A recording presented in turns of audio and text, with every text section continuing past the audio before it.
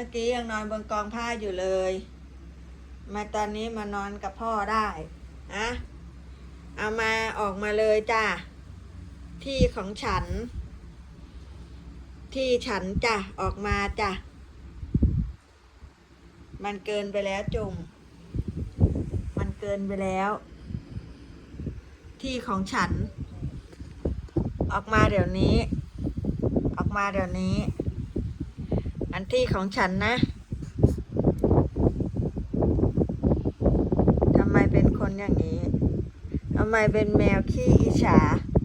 ทำไมเป็นแมวขี้แย่งอย่างนี้ฮะอันที่ของฉันจ้ะออกมาเลยนิ่งเชียนิ่งเชียอีนางเมียน้อยอีนางเมียน้อยจักพงเมียน้อย